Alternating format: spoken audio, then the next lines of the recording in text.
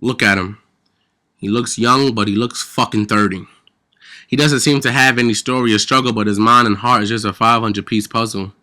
A man who lives under his mother's roof and sometimes is afraid to tell his father the truth, but eventually does because he's not a liar. Lying to his soul because his soul sleeps on his heart, which makes love seem like a dream in his mind. He finds it so hard not to cry when people cry in front of him. He could become an emotional wreck, so that means he must be pussy when it comes to love, because love turned his heart into a purple one, but he's still standing strong, so I'm guessing you can call him a brave one. People wear masks on their faces every day, and so does he. A mask where zits grow when he's nervous. A mask where hair grows when people lie to him. A mask where the amount of teeth that he shows is the amount of real friends that he has. This mask that he wears every day is just for the public because the world does not deserve the real him. He is ashamed how one time in his life love used to be fun and game. Now he's worried about who's worthy of having his last name. Also worrying about if he came in her. Not saying he don't protect his love with a glove, but he met a few women who wanted his genes when push came to shove.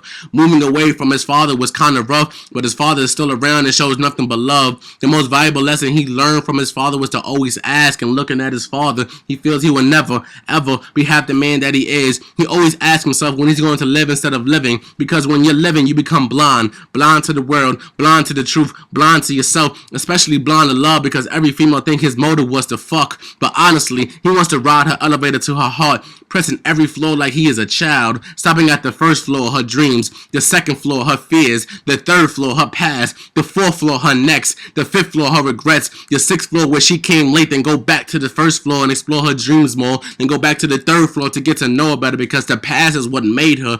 When he reaches the seventh floor, he reaches her heart. He wants to see the open gates to her mind so he can dive into her pool of memories and drown in her dreams. He wants love, that come home and cook her dinner type of love, that damn, y'all still together type of love. He wants love where it's based on trust and not the issue. Off the record, if he ever broke your heart in the past, he's sorry, here's a tissue. The only two exes that meant something special to him. Miss January, he loved you even though it was only for a week. It was never you, it was him. Miss March, 1, he loved you. 2, you cheated on him. And 3, you never let him eat. What the fuck?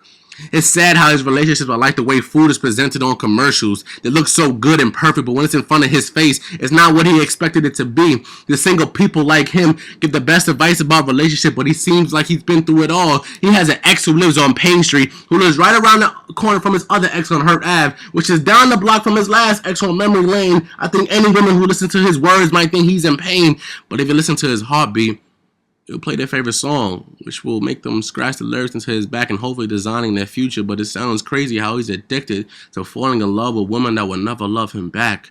He swears it like crack, and I guess Cupid is his supply, forever telling him the next one will get him higher. No wonder why love shits on him, because Cupid wears a fucking diaper. So he's going to stay single. Yes, he is single, not ready to mingle, but he just realized he is happily married. He is married to his mother at birth. She promised to love him in sickness and in health, for richer or poor, until death do them part. They are happily married. She is his best friend and she will love him to the end. If he decides to remarry, he wants his woman to remind him of his mother. Not exactly like his mother, because sometimes he can't stand his mother, but similar traits like his mother, because his mother is a woman like no other.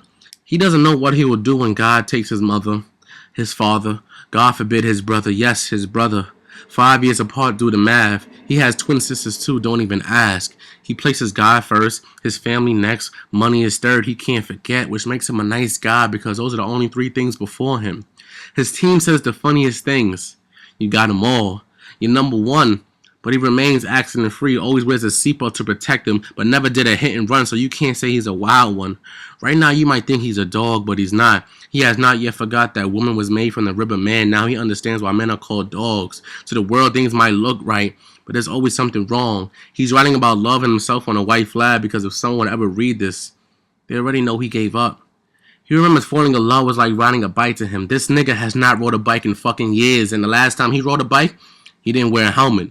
So you can still see his scars of his past, because the wrong girls say the right things to him, and their lies sound like a symphony over the calm bass of their heartbeat. He doesn't know why women does this to him, but he blames himself, because in his generation, the women chase the wealth, and the men care about the 7th, the 11th, and the 22nd letters of the alphabet on their fucking belts. At this time in his life, he puts more faith into females than he does with his own sperm. He's honestly tired of seeing young women with kids who never learn, and chase the men that turn the other cheek and then run out before they hear their child speak. He has learned that love will come if he doesn't seek, and what he doesn't seek he will find. And when he walks his way to the altar, he will look his wife in his eyes and see forever. Speaking of forever, he seems to invest forever in a woman but receive 3-second hugs out of a woman, 1-minute kisses out of a woman, few hours of sex out of a woman, but never receive forever out of a woman. The most common thing he hears from a woman is, let's be friends, and it's rare that he will ever stay friends with them because being their friends will be pretend. He gets through his pain by listening to Take Care from beginning to end. He is surrounded by imperfection. He uses his silence as a weapon. Your honesty is his acceptance. The fear of falling in love again is his confession. Yes, he is scared to fall in love again because all his friends say, all these girls that liked you and played you don't deserve you. It's their loss. If it's their loss, when will I be found? He thinks he will never take a shot of love again because there's always another round. As sweet as it sounds, he loves to cuddle a woman after taking her down. He turns red when a beautiful woman's around. He throws a smile on his face so people think he's fine, but he's not. He's not fine at all. You never know how love feels unless you fall. They say a man's not supposed to show his feelings at all. He's a man and he let his feelings show. He's showing his heart so people can know and understand because despite his fall, he still stands in the mirror looking at himself. Thank you. Joseph DeShields.